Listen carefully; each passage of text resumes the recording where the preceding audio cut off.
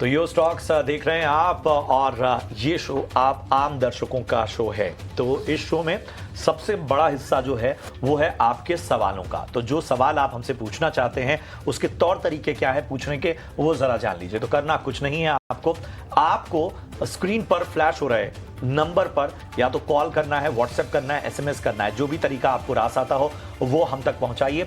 इसके अलावा अगर आप सोशल मीडिया पर एक्टिव हैं जैसे इंस्टा, फेसबुक, ट्विटर जो कि एक्स हो चुका है, वहां पर भी आप सवाल पोस्ट कर सकते हैं। और एक और आसान सा जरिया है यूट्यूब। ये शो आप लाइव अगर यूट्यूब पर देख रहे हैं और आपके मन में कोई सवाल है स्टॉक से रिलेटेड तो आप यूट्यूब पर कमेंट कीजिए। याद रखिए अपना और अपने शहर का नाम सबसे पहले, किस स्टॉक पे आपका सवाल है, किस भाव पे आपने खरीदारी की है, क्या नजरिया है आपका शॉर्ट टर्म का या लॉन्ग टर्म का, स्पष्ट लिखिए। क्योंकि कई दर्शक ये शिकायत करते हैं उनका सवाल हमने नहीं लिया। देखिए आधा अधूरा सवाल होगा तो हम आपके सवालों को शामिल नहीं कर पाएंगे। एक समय सीमा होती है, उसमें हम ज्यादा से ज्यादा सवालों को शामिल करते हैं। इन सबके बीच में मुझे खुशी हो रही है परिचय कराते हुए हमारे साथ आज खास मेहमान के तौर पर chartanalytics.co.in से फोरम छेड़ा जी जुड़ चुकी हैं। Forum, thank you so much अपना कीमती समय देने के लिए। यो स्टॉक के लिए तैयार हो जाइए, ढेर सारे सवाल हमारे पास आए हुए हैं तो उन सवालों के साथ मैं आपके पास आऊंगा। लेकिन सबसे पहले बाजार पर रणनीति अब सबसे आवश्यक है। अगर हम निफ्टी में देखें तो गहराई जो है गिरावट की और ज्यादा बढ़ती हुई 113 अंकों की गिरावट फिलहाल निफ्टी में 25,850 के पास जा चुका है निफ्टी। याद रखिए जब शुरुआती सेशंस थे तो वहां पर 25,900 के आसपास था निफ्टी। बैंक निफ्टी जो है वो 240 अंक टूटता हुआ 57,900 के नीचे अब फिसलता हुआ बैंक निफ्टी। अगर गेनर्स की लिस्ट आपके सामने हम लेकर आए तो आप देखेंगे टाटा स्टील 2.25% तक की तेजी यहां पर देखने को मिल रही है। टाटा स्टील जो है वो निफ्टी का टॉप गेनर इस वक्त बना हुआ है। इसके अलावा इंडसइंड बैंक देखिए 2% से ज्यादा की तेजी, SBI life, JSW steel, Hindalco, ये तमाम स्टॉक्स जो हैं वहां पर तेजी हमें देखने को मिल रही है। दबाव कहां है? बजाज फिनसर्व निफ्टी का टॉप लूजर आज का, और यहां देखिए लगभग 1.5% की गिरावट हमें देखने को मिल रही है। बजाज फाइनेंस में भी लगभग 1.5% की गिरावट। आईसीआईसीआई बैंक का दिग्गज प्राइवेट बैंक भी टूटता हुआ 1.5% की गिरावट यहां पर हमें नजर आ रही है। टेक महिंद्रा, टाइटन, नेस्ले, इन सभी में 1.25 से 1.5% तक की गिरावट देखने को मिल रही है। एडवांस डिक्लाइन रेशियो कुछ खास अच्छा नहीं है। 1513 शेयर अगर मार्केट ब्रेथ आपके सामने हम लाएं तो आप देखेंगे 1514 शेयर इस वक्त ऐसे हैं जो कि लाल निशान में कारोबार कर रहे हैं और 1288 शेयर ऐसे हैं जहां पर मजबूती देखने को मिल रही है। यानी डिक्लाइंस का पलड़ा, गिरने वाले शेयरों का पलड़ा आज भारी होता हुआ नजर आ रहा है। इन सबके बीच में फोरम सबसे पहले मार्केट पर क्विक राय दीजिए। क्या लगातार जो बाजार में हम देख रहे थे कि एक अच्छा मोमेंटम नजर आया था कल के दिन में, सिर्फ कल के दिन में, क्योंकि हमने देखा था कि पिछले हफ्ते जिस तरह से मार्केट करेक्ट हुआ था तो कल जो है वो एक अच्छी रिकवरी नजर आई थी। अब अपने साइकोलॉजिकल लेवल से बाजार और ज्यादा दूर होते हुए जा रहे हैं। अभी क्या व्यू होगा निफ्टी और बैंक निफ्टी पे?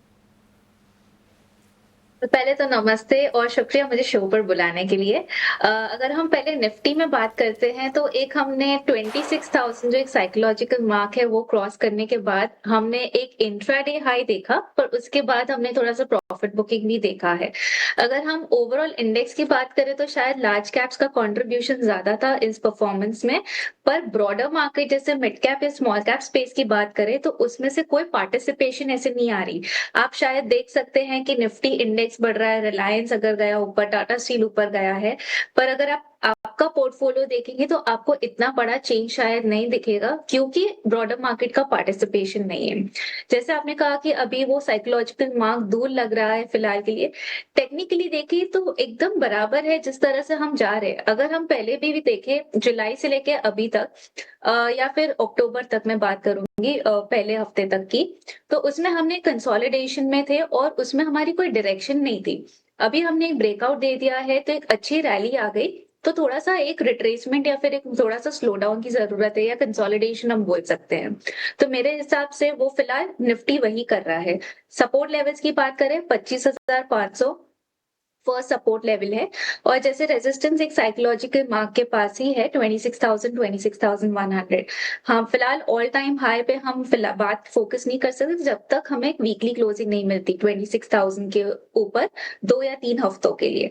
तो फिलहाल के लिए कोई प्रॉब्लम नहीं है, पर अगर रिट्रेसमेंट्स हो रहे हैं तो एक buying opportunity large cap space में देख सकते हैं। सिमिलरली अगर बैंक निफ्टी में भी बात करें तो एक्चुअली आउट परफॉर्मेंस था बैंक निफ्टी में कंपेयर टू निफ्टी में। तो उसमें भी अगर एक ऑल टाइम रिकॉर्ड हाई देखा तो इसके वजह से हम थोड़ा सा रिट्रेसमेंट देख रहे हैं, क्योंकि प्रॉफिट बुकिंग बंद है, क्योंकि फुल ओवरऑल अनसर्टेनिटी है ट्रेड डील्स यूएस के साथ, तो थोड़ा कंफ्यूजन भी है। तो उस चक्कर में थोड़ा सा प्रॉफिट बुकिंग है। और अगर हम सपोर्ट लेवल्स की बात करें तो अराउंड 57,500 के आसपास का सपोर्ट है। और रेजिस्टेंस में की बात करें तो ऑलमोस्ट 58,400 58,500 के आसपास। ठीक है, इंडेक्स पर तो ये व्यू है फोरम जी का, लेकिन अब आगे बढ़ते हैं और सवालों का सिलसिला जो है वो शुरू करते हैं। पहले लाइव कॉलर हमारे साथ उड़ीसा से जुड़ चुके हैं, चंदन कुमार इस वक्त हमारे साथ फोन लाइन पर मौजूद हैं। चंदन जी बताइए कौन सा सवाल है आपका? जी मैडम नमस्ते। बताइए सवाल कौन सा है आपका? मैडम अरविंद फार्मा का है। अरविंद फार्मा लिया था 160 शेयर्स 1124 रुपए पे। 166 आपके शेयर्स हैं और आपका जो भाव है वो 1124 का है। एक साल में मतलब काफी गिरावट इस स्टॉक ने झेली है और अपने ऑल टाइम हाई जो इसका 1442 का है वहां से करीब करीब 25% की गिरावट देख चुके हैं और आपको लॉस भी है। हालांकि आपके जो खरीद भाव है उससे ज़्यादा नीचे नहीं है, पर लेकिन फिर भी घाटा आपको है। फोरम जी बताइए, अरविंदो फार्मा 166 जो शेयर हैं और जो खरीद भाव है वो है 1124, क्या सलाह होगी आपकी इनके लिए? अगर हम थोड़ा सा उसको जूम आउट करें, ये साल की बात करें जिस तरह स्टॉक ने परफॉर्म किया है एक रेंज में है। अगर नीचे के लेवल्स में देखें तो 1000 है और ऊपर में 1200, तो 200 पॉइंट की रेंज में ये अब तक ये स्टॉक चल रहा है। और अभी भी अगर हम प्राइस देखें 1084 के आसपास चल रहा है, जो ऑलमोस्ट मिडवे है, जो पूरी कंसोलिडेशन रेंज में है। तो मेरे हिसाब से आपको होल्ड करना चाहिए। अगर आपका स्टॉप लॉस काफी दूर है, मतलब 1000 के नीचे अगर ब्रेकडाउन देता है तो ही वो एग्जिट होगा, वरना तब तक होल्ड कर सकते हैं। इन केस आपको ज्यादा टाइम होल्ड नहीं करना है तो मेरे हिसाब से आप अराउंड 1164 से लेके 1174 तक ऊपर के लेवल्स में देख सकते हैं निकलने के लिए, पर ओवरऑल स्टॉक फिलहाल होल्ड में ही रहेगा। ये है राय आपको मिलती हुई इस वक्त खासतौर पे आपके स्टॉक पे। वेंकट राव साहब हमारे साथ हैदराबाद से जुड़ चुके हैं। वेंकट जी पूछिए अपना सवाल। Good morning ET now Swadesh. जी। गुड मॉर्निंग फारम Chadha ji, good morning. I am great fan of you. I purchased BSE stocks 130 numbers at the rate 29.90 and Tech Mahindra 800 numbers at the rate 17.10. I am in huge loss. Please kindly answer. Where I have to average it? Please kindly answer. Forum जी, Okay.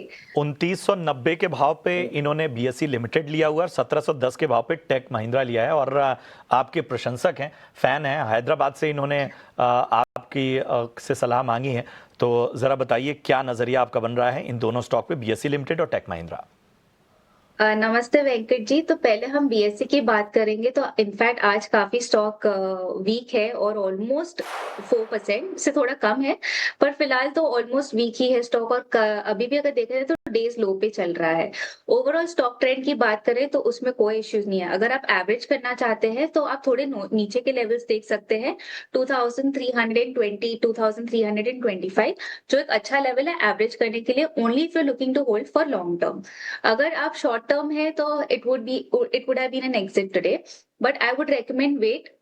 नीचे के levels around 2320 2325 levels पे average करने के लिए, और long term targets उसके 2800 तक के हैं। और टेक महिंद्रा में भी अगर देखा जाए तो आपका बाइंग लेवल काफी हाई है। और फिलहाल जैसे सेक्टर के हिसाब से ये स्टॉक भी फिलहाल अंडर परफॉर्म कर रहा है अगर हम बेंचमार्क से कंपेयर करें। तो फिलहाल ये भी एक होल्ड रहेगा। आपका स्टॉप लॉस लेवल्स 1400 के नीचे है। मैं आपको एवरेज करने नहीं बोलूंगी। इन केस आपके पास कोई एडिशनल फंड्स है तो आप किसी और स्टॉक में निवेश कर सकते हैं। एवरेज करना ये स्टॉक के लिए सूटेबल नहीं लग रहा है। टेक महिंद्रा में एवरेज करना अभी सूटेबल नहीं है, ये राय फोरम छेड़ा की तरफ से आती हुई। लेकिन इस वक्त हमारे साथ इंदौर से हमारे एक और लाइव कॉलर मौजूद है, प्रवीण राय। बताइए प्रवीण जी, कौन सा स्टॉक है आपका जिस पर आप सलाह जानना चाहते हैं? या good morning ma'am. Good morning. मेरे पास रिलायंस पावर है 250 shares at the rate of 58। Reliance के स्टॉक हैं आपके पास? हाँ जी, रिलायंस 250 पावर shares? 250 शेयर्स, 58 रुपए की मेरी खरीद है। तो एक बार मैम अभी भाव आप मुझे क्या दोबारा करना बता चाहिए? सकते हैं इसको कौन एवरेज से करना लेवल पे चाहिए, खरीद है क्या करना आपकी? चाहिए? खरीद भाव बता हेलो? सकते हैं आप प्रवीण जी अपना? हाँ जी, खरीदारी का भाव बता सकते हैं आपका? 58 रुपीज मेरे।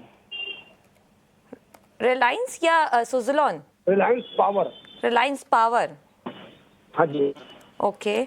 रिलायंस पावर जो है वो अभी 44 रुपये इस वक्त उसका भाव है और 65 पे इनकी खरीद है और 250 शेयर इन्होंने लिए हुए हैं फोरम जी, लेकिन नुकसान में है ये भी।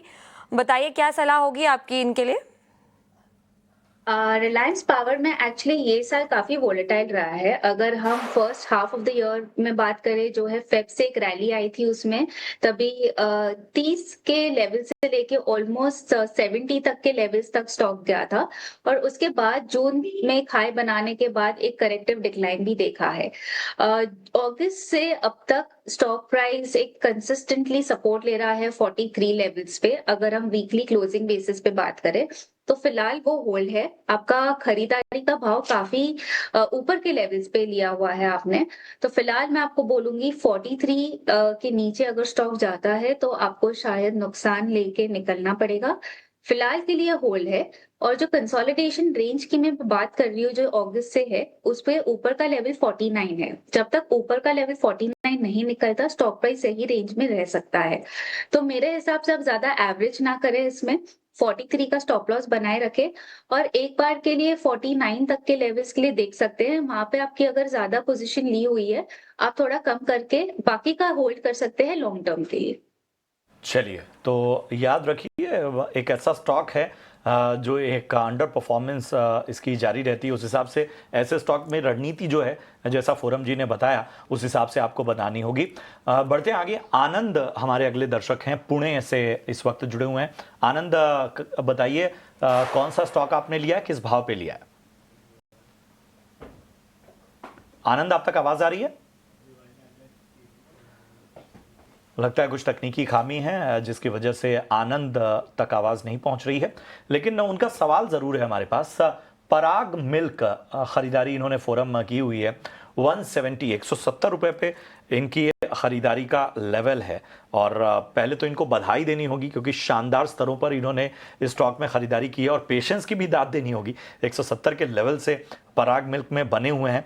अगर हम देखें पिछले 5 ट्रेडिंग सेशन से तो एक मोमेंटम जरूर स्टॉक ने दिया है। लगभग 5.6% चल चुका है स्टॉक। पिछले एक महीने में अगर हम देखें तो 20% से ज्यादा का रिटर्न इसने दिया है और पिछले 6 महीने में मतलब जो इनका लेवल है उससे थोड़े ही ऊपर से अगर हम देखें, मतलब 184 के स्तर को अगर हम देखें तो वहां से लेके और 318 अभी, मतलब लगभग 72% तक का जो है वो उछाल पिछले 6 महीने में देखने को मिला है। शानदार रैली पराग मिल्क में हमें देखने को मिली है। बताइए फोरम, थोड़ा बहुत मुनाफा बांध लिया जाए या अभी भी लगता है कि पोटेंशियल बाकी है?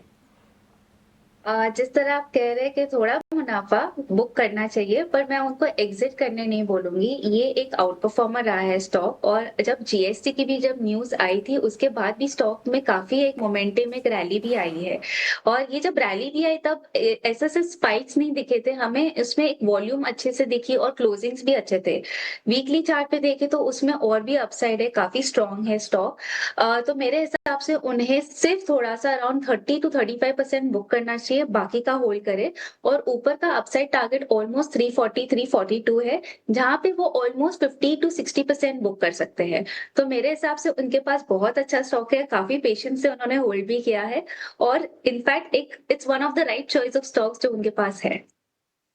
आपकी तारीफ भी एक्सपर्ट ने कर दी। और इस तरह के जो निवेशक होते हैं वो आमतौर पर तारीफ के हकदार भी होते हैं। पेशेंस और मार्केट में एक ऑप्टिमिज्म, सही चॉइस ऑफ स्टॉक जब होती है तो उसमें किस तरह का रिटर्न मिलता है वो शायद आनंद जी के स्टॉक से आप समझ सकते हैं। चलिए, फोरम हमारे साथ लगातार बनी हुई हैं और इसके साथ ही हमें एक छोटे से ब्रेक के लिए रुकना होगा। ब्रेक के उस पार भी आपके सवालों को शामिल करेंगे, कुछ अहम खबरों पर भी नजर आएगी। बने रहिए हमारे साथ। ब्रेक के बाद स्वागत है आप सभी का। और अब हमारे साथ गुरुग्राम से एक लाइव कॉलर जुड़ रहे हैं, अरुण सिंह। अरुण जी, बताइए कौन से स्टॉक पर सवाल है आपका? नमस्कार मैम। एक्चुअली मेरा सवाल है BLS इंटरनेशनल पे। मेरे पास 2000 शेयर हैं 370 के रेट पे। मैम मेरा व्यू 1 साल का, 6 महीने से 1 साल का, तो मुझे अभी इसमें क्या एवरेज करना चाहिए या फिर 1 साल में मैं जिस रेट पे मैंने परचेज किया उस पर मुझे कुछ बेनिफिट मिल पाएगा इसमें? 1 साल या 6 महीने तक आप होल्ड कर सकते हैं। और आप पूछना चाह रहे हैं कि एवरेज आप इस स्तरों पर आपको करना चाहिए या नहीं करना चाहिए। BLS इंटरनेशनल 2000 जो है इनके पास स्टॉक्स हैं और 370 रुपये पर इन्होंने खरीदारी की है। फिलहाल का जो भाव है वो 311 रुपये है और आपको तकरीबन 1,17,000 रुपये का घाटा इस वक्त होता हुआ 311 पर स्टॉक ट्रेड कर रहा है। फोरम जी, क्या सलाह होगी, इनको इस स्तर पर एवरेज करना चाहिए या नहीं करना चाहिए? अरुण जी, मेरे हिसाब से आपको एवरेज नहीं करना चाहिए। अगर हम स्टॉक का मूवमेंट देखें इस साल, तो इनफैक्ट जैन में 490 या फिर ऑलमोस्ट 500 के ऊपर भी जा चुका था। वो एक टॉप बनाने के बाद स्टॉक प्राइस काफी नीचे जा चुका है। तो मेरे हिसाब से आप अराउंड 350 या फिर आपके कॉस्ट के लिए भी रुक सकते हैं, क्योंकि आपका होल्डिंग पीरियड ज्यादा है। तो मेरे हिसाब से आपका कॉस्ट प्राइस आपको मिल सकता है और मेरे हिसाब से स्विच करना बेटर रहेगा आपको स्टॉक में से। मैं आपको एवरेज करने नहीं बोलूंगी, क्योंकि ओवरऑल जब एक बीच में थोड़े दिन 2 हफ्ते पहले जब एक गैप डाउन ओपनिंग भी आई थी, तभी काफी वॉल्यूम था, जिससे लगा कि सेलिंग प्रेशर ज्यादा है। तो मेरे हिसाब से आप रुकिए आपके कॉस्ट प्राइस के लिए, एवरेज मत करिए और कॉस्ट प्राइस पे आप स्विच करेंगे तो वो बेटर रहेगा। ये है BLS इंटरनेशनल पर आपको राय मिलती हुई। राजेंद्र वाडी साहब हमारे साथ इस वक्त बने हुए हैं, नागपुर महाराष्ट्र से हमारे साथ फोन लाइन पर हैं। राजेंद्र जी नमस्कार। लगता है कि कुछ तकनीकी खामी है, फोन लाइन कट गई है, लेकिन सवाल इनका हमारे पास है। अब देखिए, यही फायदा होता है, क्यों हम कहते हैं कि व्हाट्सएप पे पहले अपने सवाल आप भेज दीजिए, इसलिए कि आप पहले से सवाल भेज देंगे तो अगर आपकी कॉल कट भी गई तो भी हमारे पास कम से कम सवाल होगा। तो कजारिया सिरेमिक्स पर राय जानना चाहते हैं। 210 शेयर फोरम में इन्होंने लिए हुए हैं। 1281 इनकी खरीदारी का स्तर है। फिलहाल 13,800 का नुकसान यहां पर ये झेल रहे हैं और मैं इनकी चिंता समझ सकता हूं। जाहिर सी बात है कि इन स्तरों पर खरीदारी करके जो नुकसान फिलहाल इनको हो रहा है। हालांकि अगर देखा जाए तो इनके भाव से थोड़ा ही नीचे है स्टॉक, लेकिन स्टॉक की संख्या उन्होंने इतनी ली हुई है कि वो नुकसान थोड़ा सा उनको परेशान कर रहा है। बताइए आपकी क्या राय होगी? ओवरऑल अगर ये स्टॉक के बारे में बात करें तो ये स्टॉक प्राइस एक्चुअली 755 या 750 750 के लेवल से लेके ऊपर में ऑलमोस्ट देखा जाए तो 1300 के आसपास किया हुआ है स्टॉक ने अगस्त में। उसके बाद हमने एक करेक्शन या रिट्रेसमेंट देखी है, पर ये जो रैली थी वो ऑलमोस्ट 74-75% का रिटर्न था। तो लॉजिकली भी देखा जाए तो थोड़ा प्रॉफिट बुकिंग हम एक्सपेक्ट कर सकते हैं, या फिर टेक्निकली देखें तो थोड़ा कंसोलिडेशन आ सकता है। उनकी खरीदारी का भाव काफी ऊपर के लेवल पे है, पर मेरे हिसाब से उनको वो होल्ड कर सकते हैं अगर उनके पास टाइम फ्रेम होल्डिंग पीरियड का 6 महीने या फिर 1 साल हो सकता है, तो उसमें आप उनको पॉजिटिव या फिर आप एक प्रॉफिट देख सकते हैं। स्टॉप लॉस आप लगा सकते हैं 1170 का, और ऊपर के लेवल्स में अगर देखेंगे तो 1300-1320 का अपसाइड टारगेट है, जहां पे आप आपका प्रॉफिट बुक कर सकते हैं। 70 का स्टॉप लॉस लगाकर आप होल्ड कर सकते हैं आगे के लेवल्स के लिए। लेकिन अब YouTube से हमारे एक दर्शक ने सवाल भेजा है। रमेश चंद्र गंगवानी का सवाल है NHPC पर, और 1000 शेयर इन्होंने लिए हैं NHPC के। 87 इनका खरीद भाव है और अभी स्टॉक का प्राइस देखें तो 85 है। हालांकि इनकी खरीद से थोड़ा सा नीचे शेयर है, लेकिन 1 साल की बात करें तो शेयर में इतना अच्छी खासी तेज़ी नहीं है, लेकिन जब भी शेयर गिरता है तो उसके बाद अच्छी तेज़ी हमें देखने को मिलती है। तो फोरम आप बताइए क्या सलाह होगी आप इनके लिए, क्योंकि खरीद भाव से हल्का सा शेयर जो है वो अभी नीचे है, हल्के से नुकसान में है, तो आप अपनी राय बताइए। तो रमेश जी, आप होल्ड कर सकते हैं ओवरऑल स्टॉक, अगर आप एक साल के हिसाब से भी देख रहे हैं तो। अगर फिलहाल हम स्टॉक में बात करें, ये साल एक रेंज में रही है। नीचे में अगर सपोर्ट लेवल है ऑलमोस्ट 72 का, और ऊपर में अगर रेजिस्टेंस की बात करें या फिर जो अपसाइड जहां पे वो कंसोलिडेशन कर रहा है वो है 92 के लेवल्स पे।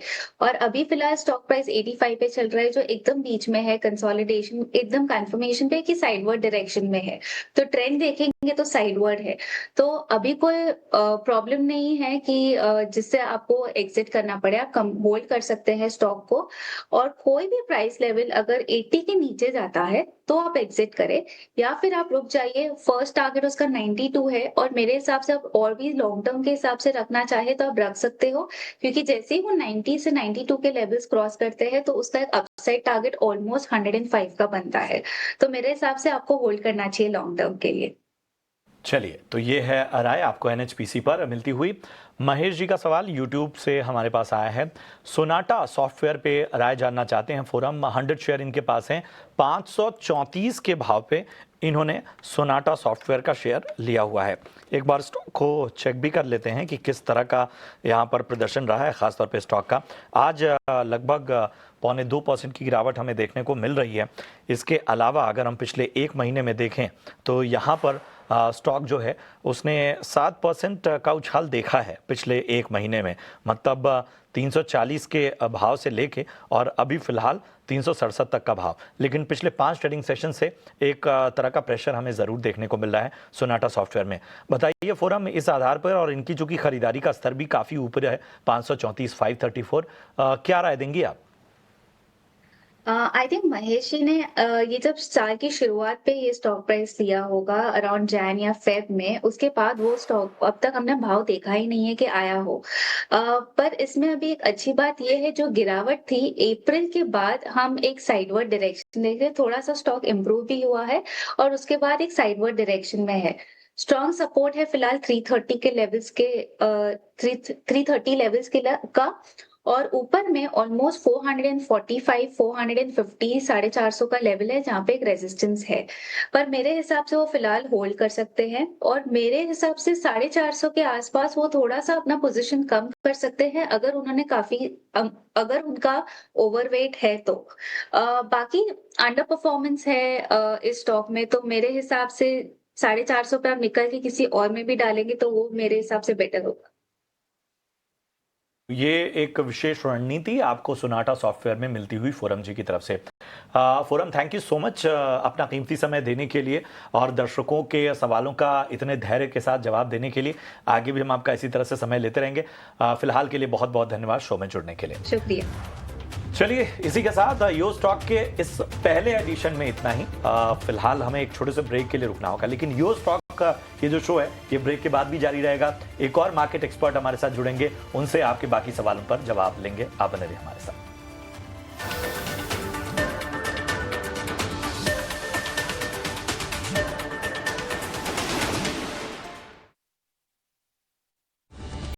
आपके सवालों का सिलसिला शुरू करेंगे और सवालों का जवाब देने के लिए हमारे साथ हमारे खास मेहमान भी जुड़ रहे हैं, यस सिक्योरिटीज के लक्ष्मीकांत शुक्ला। लेकिन उससे पहले बाजार पर एक नजर डाल लेते हैं। लक्ष्मीकांत जी, निफ्टी अच्छी तेजी के साथ खुला था, लेकिन इस वक्त देखें तो 110 अंकों की गिरावट के साथ 25,850 के लेवल पे इस वक्त कारोबार कर रहा है। बैंक निफ्टी में भी 150 अंकों तक का दबाव जो है वो देखने को मिल रहा है। 57,950 के लेवल पर कारोबार कर रहा है। 58,000 का लेवल भी निफ्टी बैंक ने इस वक्त तोड़ दिया है। गेनर्स की बात करें तो इंडसइंड बैंक, टाटा स्टील और एसबीआई लाइफ ये शेयर आज गेनर्स की लिस्ट पर हैं, लेकिन बजाज फिनसर्व, बजाज फाइनेंस यानी बजाज ट्विंस पर दबाव देखने को मिल रहा है। अगर एडवांस डिक्लाइन रेशो की बात करें तो यहाँ पर 1244 शेयर जो हैं वो एडवांस पर हैं, जहाँ पर खरीदारी दिख रही है, लेकिन 1566 शेयर डिक्लाइंस के पलड़े पर हैं। इस वक्त बाजार यानी निफ्टी पर क्या राय होगी आपकी, क्योंकि आज जो है वो मंथली एक्सपायरी है अक्टूबर की। बताइए इंडेक्स पर क्या व्यू है आपका लक्ष्मीकांत जी? जी नमस्कार और दर्शकों को भी मेरा बहुत बहुत नमस्कार। जी इंडेक्स में अच्छे खासे हमें ब्रेकआउट देखने को मिले थे अपने पिछले सेशंस में। आज के सेशंस में हमें एक प्रॉफिट बुकिंग देखने को मिल रही है 26,105, जो कि अभी फिलहाल एक रिसेंट रेजिस्टेंस है, जो रिसेंट स्विंग हाई भी था, तो वही एक रेजिस्टेंस के तौर पर मार्केट के समक्ष भी दिखाई दे रहा है। तो मुझे लगता है कि 26,105 एक रेजिस्टेंस के तौर पर काम कर सकता है। निचले स्तर पर 25,700 के स्ट्रॉन्ग सपोर्ट है, तो एक ब्रॉडर रेंज में निफ्टी ट्रेड करता हुआ दिखाई दे रहा है। जब तक ये 25,700 के ऊपर रहता है तब तक हम अपसाइड के ब्रेकआउट का एक्सपेक्टेशन रख सकते हैं। और एक बार अगर 26,105 के लेवल्स टूटते हैं तो वहां से फिर निफ्टी अपने ऑल टाइम हाई को, जो कि 26,277 के आसपास है, उसको चैलेंज कर सकता है। सो ओवरऑल जो सेंटीमेंट है वो थोड़े से रेंज बाउंड दिखाई दे रहे हैं। 25,700 का स्ट्रॉन्ग सपोर्ट है, 26,105 का रेजिस्टेंस है। वहीं पर अगर मैं बैंक निफ्टी की बात करूं तो बैंक निफ्टी भी अभी कंसोलिडेशन फेज में ट्रेड करता हुआ दिखाई दे रहा है। निचले स्तर पर 57,400 के हमें सपोर्ट देखने को मिल रहे हैं बैंक निफ्टी में। वहीं पर अगर मैं रेजिस्टेंस की बात करूं तो 58,600 का एक रेजिस्टेंस है। अगर उसके ऊपर बैंक निफ्टी निकलता है तो हमें फिर से अपसाइड के मूवमेंट बैंक निफ्टी में भी दिखाई देंगे। वहां से फिर बैंक निफ्टी 59,200 से लेकर 59,500 तक के लेवल को तक जा सकता है। सो ओवरऑल अभी फिलहाल दोनों ही इंडेक्स में कंसोलिडेशन फेज नजर आ रहा है, जब तक ये अपने की सपोर्ट लेवल्स के ऊपर ट्रेड करते हैं। इंडेक्स पर कंसोलिडेशन का फेज जो है वो नजर आ रहा है, हालांकि आगे अच्छी खासी तेजी, रिकॉर्ड हाई स्तर भी हमें देखने को मिल सकते हैं। लेकिन अब हमारे सवालों की ओर बढ़ते हैं। पहला सवाल फेसबुक से हमारे पास आ रहा है। रोहित श्रीवास्तव ने अपना सवाल भेजा है और उनका स्टॉक है आदित्य विजन। 3,000 शेयर्स उन्होंने खरीदे हैं और जो उनका बाइंग रेट है वो है 510 रुपये। आदित्य विजन जो है वो शेयर अभी फिलहाल 572 पर ट्रेड कर रहा है। अच्छा खासा मुनाफा जो है वो इस वक्त इन्हें हो रहा है।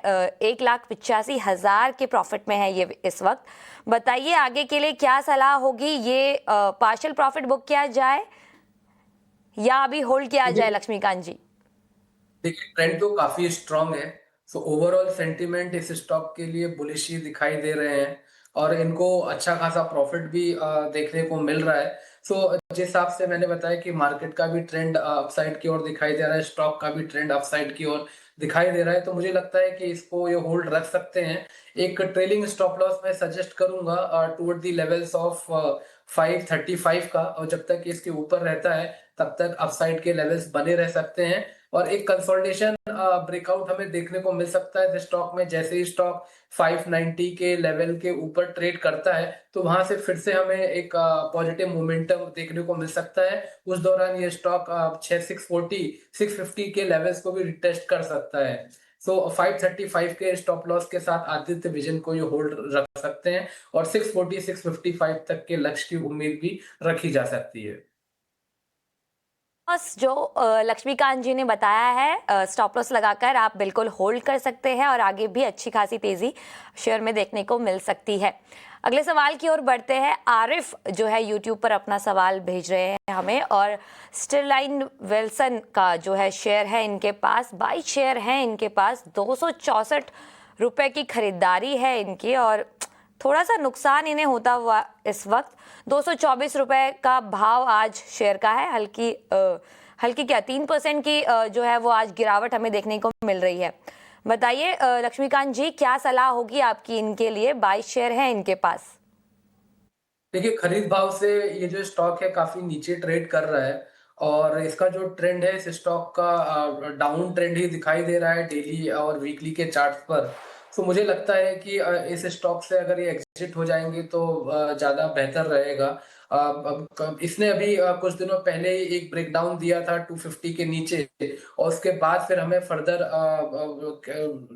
Further lower top lower bottom के फॉर्मेशन भी देखने को मिल रहे हैं। सो ओवरऑल जो सेंटीमेंट है वो बेरिश ही नजर आ रहा है, तो हमारी तरफ से तो इनको एग्जिट रहने की सलाह रहेगी इस स्टॉक।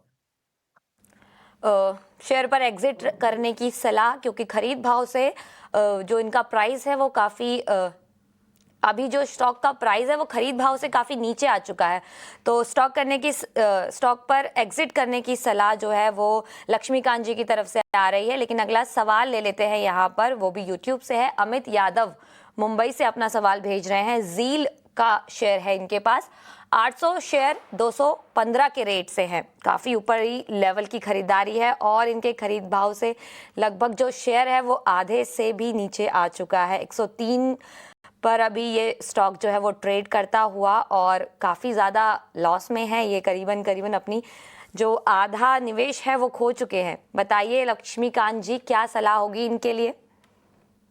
जी, अभी भी ऐसी कोई राहत मिलती हुई तो दिखाई नहीं दे रही है। जो ट्रेंड है वो काफी डाउन साइड का ही दिखाई दे रहा है। डेली, वीकली, मंथली चार्ट्स पर सभी पे जो भी प्राइजेस हैं वो अपने सारे की मूविंग एवरेज के नीचे ही सस्टेन कर रहे हैं। लोअर टॉप्स लोअर बॉटम का फॉर्मेशन अभी भी बना हुआ है, तो हमारी तरफ से इनको एग्जिट रहने की सलाह रहेगी। ये स्टॉक में मुझे नहीं लगता है कि जब तक ये 125 130 के ऊपर ट्रेड करेगा तब तक हमें कोई तेजी देखने को मिल सकती है। सो ओवरऑल जो सेंटिमेंट है वो निगेटिव दिखाई दे रहे हैं और इसी के मद्देनजर हम इनको एग्जिट रहने की सलाह देते हैं जी एंटरटेनमेंट से। वो अभी भी काफ़ी नेगेटिव हमें दिखाई दे रहे हैं, कोई सुधार जो है वो शेयर में दिखाई नहीं दे रहा है, तो लक्ष्मीकांत जी की एग्जिट करने की सलाह है। बहुत बहुत शुक्रिया लक्ष्मीकांत जी हमें अपना वक्त देने के लिए। आज सवालों का सिलसिला हम यहीं पे ख़त्म करेंगे, लेकिन एक छोटे से ब्रेक के लिए रुकते हैं और ब्रेक के बाद आपको दिखाएंगे हमारा खास सेगमेंट IPO सेंट्रल। कहीं मत जाइएगा, जल्द लौटते हैं।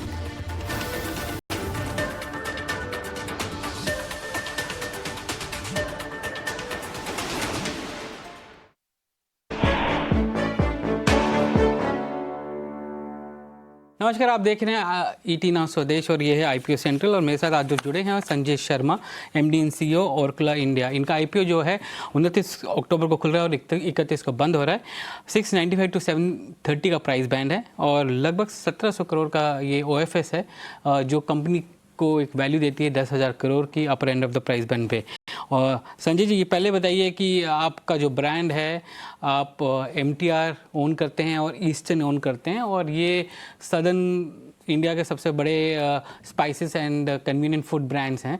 आपका बिजनेस मॉडल बताइए कि आप कैसे फंक्शन करते हैं। पहली बात तो सजद बहुत बहुत शुक्रिया मेरे को आपके प्रोग्राम पे बुलाने का। आज मैं स्टार्ट इससे करना चाहता हूँ कि पहली बार बहुत दिनों बाद आप देख रहे हैं कि एक FMCG एक food and beverage MNC IPO market में आ रहा है। और ये ऑल्सो आप देखेंगे कि स्पाइसेस इंडस्ट्री के बारे में काफ़ी बात हुई है, लेटली काफ़ी न्यूज़ में बात हुई है। आई थिंक हमारे थ्रू एक मेजर स्पाइस कंपनी और कन्वीनियंस फूड कंपनी मार्केट में आ रही है। सो अब मैं थोड़ा आपको ओरेकल के बारे में बताता हूँ। हम 2007 में ओरेकल इंडिया में आया था। जो हमारा एंट्री था वो हमने भारत की डाइवर्सिटी को समझ के और जो हमारे कंज्यूमर्स हैं उनको समझ के हमने MTR की एक्विजिशन की थी। वहाँ से हमारी जर्नी स्टार्ट हुई थी और हम एक साधारण MNC जैसे नहीं है। हमारा अप्रोच इंडिया में काफ़ी अलग रहा है, क्योंकि हमारा जो अप्रोच है वो एक रीजनली डोमिनेंट ब्रांड को डेवलप करने का है।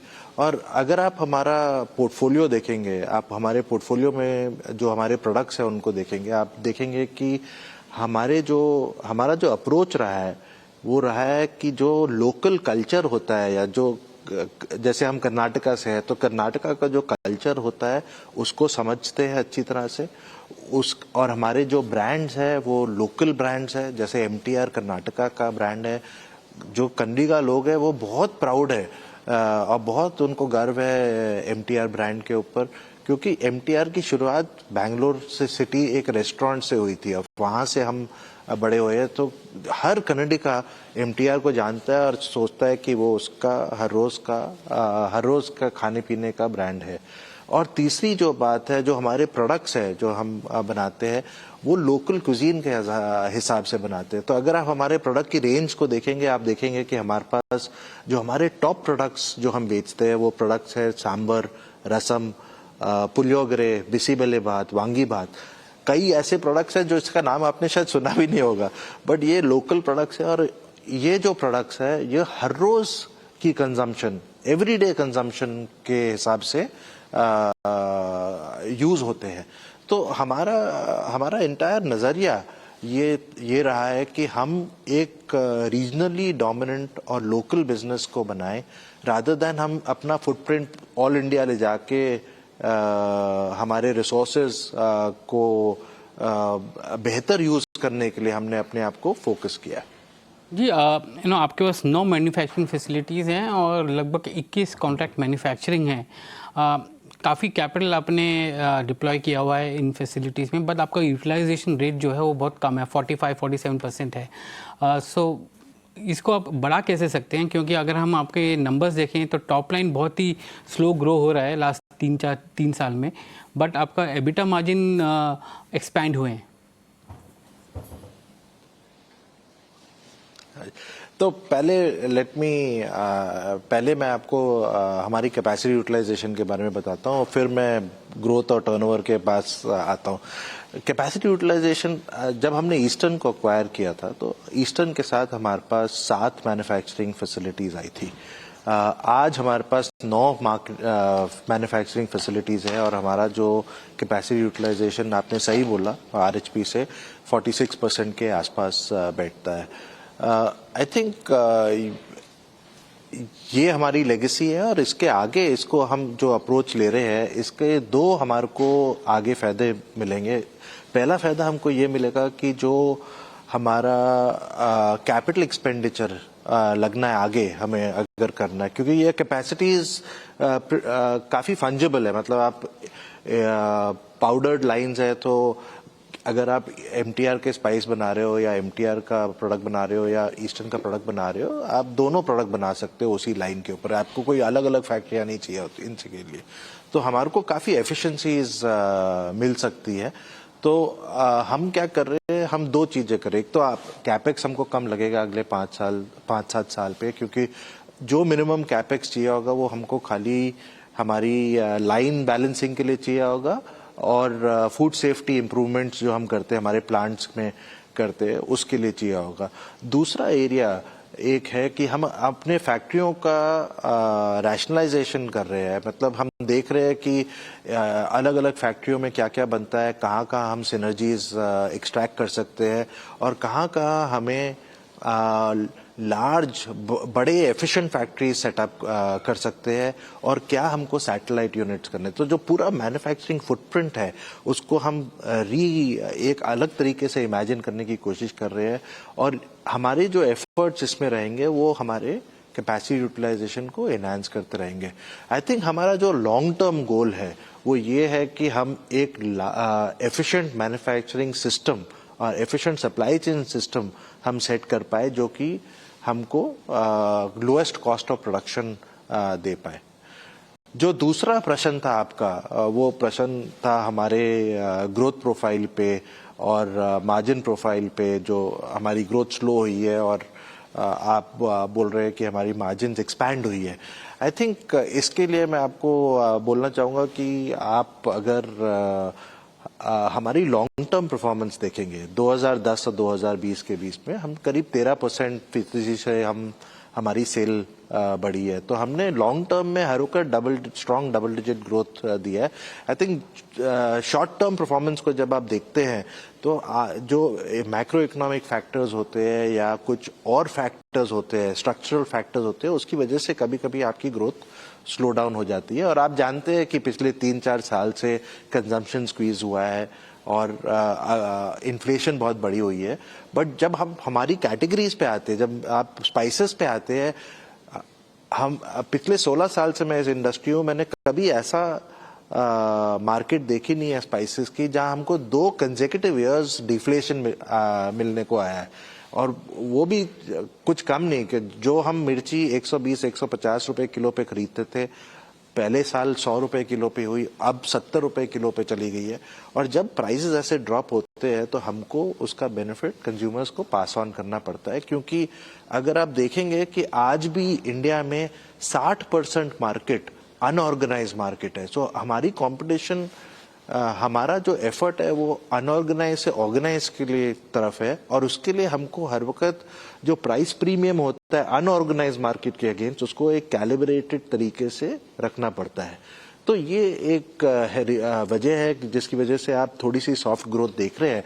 बट अगर हम आप हमारा Q1 का नंबर देखेंगे तो आप देखेंगे कि हमारे जो वॉल्यूम ग्रोथ आई है वो 8.5%, 8-8.5% की तरफ आई है, और वो एक हमारे लिए बहुत इम्पोर्टेंट वेरिएबल है, क्योंकि सबसे इम्पोर्टेंट चीज हमारे लिए ये है कि हम मार्केट को एक्सपैंड करें, ज्यादा से ज्यादा लोगों को बोले कि आप आइए और हमारे प्रोडक्ट्स खरीदे या ब्रांडेड प्रोडक्ट खरीदिए, और उसके लिए वॉल्यूम ग्रोथ हमारा सबसे बड़ा इंडिकेटर होता है। अब आई बात प्रॉफिट की। प्रॉफिट में प्रॉफिट की एक्सपेंशन हुई है, वो हुई है क्योंकि रॉ मटेरियल प्राइसेस हमारे ड्रॉप हुए हैं। कई जगह हमने पास ऑन कर दिया है वो रॉ मटेरियल प्राइसेस, कई जगह हम रिटेन करते, जैसे हमारे जो ब्लेंडेड मसाले होते हैं उसमें हम प्राइस रिटेन करते हैं, पर हम डिस्काउंट्स पास ऑन करते हैं जो कि कंज्यूमर को वैल्यू नजर आए हमारे प्रोडक्ट्स के ऊपर। तो उसकी वजह से हमारी मार्जिन एक्सपैंड हुई है। तो अगर आप टोटल मार्जिन एक्सपेंशन को देखते हैं जो 14.5% पे रही है, और अब 18 इस क्वार्टर में, पहले क्वार्टर में 18.7% के आसपास पहुंची है, वो एक्सपेंशन जो हुई है 50% एक्सपेंशन हमारी रॉ मटेरियल प्राइसेस के बलबूते पे हुई है, और जो 50% एक्सपेंशन हुई है वो हमारे इंटरनल इनिशिएटिव्स के थ्रू हुई है, जहां हम वैल्यू एडेड प्रोडक्ट्स ज़्यादा बेच रहे हैं, जहां हम डिजिटाइजेशन कर रहे हैं, जहां हम कॉस्ट एफिशिएंसी प्रोग्राम्स कर रहे हैं कंपनी के अंदर, जहां हम मैन्युफैक्चरिंग फुटप्रिंट को रीऑर्गेनाइज कर रहे हैं हमारी कंपनी के अंदर, और ऐसे इनिशिएटिव्स जो सस्टेनेबल मार्जिन डेवलपमेंट आपको देते हैं। तो आई थिंक आप हमारी जब मार्जिन को देखेंगे तो आप देखिएगा कि 50% जो एक्सपेंशन आई है वो हमारी रॉ मटेरियल की वजह से आई है, जो एक टेम्पररी एक्सपेंशन की तरफ से आप देख सकते हैं। जी, अपना मीन्स आप अपना एक्सपोर्ट स्ट्रैटेजी भी बताइए, क्योंकि लगभग 20% आपका जो सेल्स है वो एक्सपोर्ट के थ्रू है। आपके 3 कॉन्ट्रैक्ट मैन्युफैक्चरिंग फैसिलिटीज़ हैं, एक रसल खैमा में है, एक थाईलैंड में, एक मलेशिया में है। क्या ये 3 बड़े मार्केट हैं आपके लिए आगे के लिए? जी नहीं, आई थिंक मैं एक्सपोर्ट्स पे आता हूँ। आई थिंक पहली बात तो जो एक्सपोर्ट्स है वो हमारी डोमेस्टिक स्ट्रैटेजी को रिफ्लेक्ट करता है एक तरीके से, क्योंकि अगर आप जैसे हमारे जितने भी प्रोडक्ट्स हैं, जैसे कर्नाटका के लिए या केरला के लिए, जब लोग केरला से माइग्रेट करते हैं वो अपना ब्रांड भी अपने साथ ले जाते हैं, अपने खाना भी अपने साथ लेके जाते हैं। तो आप जानते हैं कि केरला के हर फैमिली से 1 या 2 लोग मिडल ईस्ट में गए हैं। तो जीसीसी में हमारी सेल बहुत बड़ी है, जब ईस्टर्न की सेल बहुत बड़ी है, और उसकी वजह से हमारी प्रेजेंस जीसीसी में बहुत स्ट्रांग है। ऑलमोस्ट 70% ऑफ आवर एक्सपोर्ट्स जो है वो हमारे जीसीसी से आता है। सिमिलरली आप एमटीआर की तरफ अगर आप देखेंगे तो जब आईटी रेवोल्यूशन हुआ तो काफी माइग्रेंट्स सदर्न स्टेट से, तमिलनाडु, आंध्र प्रदेश, तेलंगाना, कर्नाटका से बाहर गए हैं, यूएस गए हैं, कनाडा गए हैं, काफी इंडियंस माइग्रेट किए। वो कम्युनिटीज भी अपने घर का खाना और अपने घर के मसाले चाहती है, और उसकी वजह से हमारा एमटीआर का बिजनेस बहुत स्ट्रांग हुआ है। जब हमने इन दोनों कंपनियों को इंटीग्रेट किया था तो हमने एक डेडिकेटेड इंटरनेशनल बिजनेस का ऑर्गेनाइजेशन बनाया था, और उसकी वजह से अब हम ये दोनों ब्रांड को 45 कंट्रीज में लेके गए हैं। सो ये हमारे लिए बहुत बड़ा ये अच्छी अपॉर्चुनिटी है। आपको ये जान के हैरानी भी होगी कि Eastern as a brand is the largest branded spice exporter out of India for the last 24 consecutive years. ये मैं नहीं क्लेम कर रहा, बट हमारे को ministry of industry and commerce के अंडर जो अपीडा जो स्पाइस बोर्ड है वो उसने हमको ये अवार्ड दिया है। जी ये आखिरी सवाल आपसे, ये आपका ट्रेड रिसीवेबल्स के बारे में भी बताइए कि 30% है आपके सेल का और एक्सपोर्ट्स का 70% जो है ट्रेड रिसीवेबल्स है, ये क्या और कम होगा आगे जाके? देखिए बहुत बढ़िया प्रश्न आपने पूछा ट्रेड रिसीवेबल्स पे, बट अगर आप इसको 3 साल के नज़रिए से देखेंगे तो हमारा जो ट्रेड रिसीवेबल्स है वो हमने कम किया है।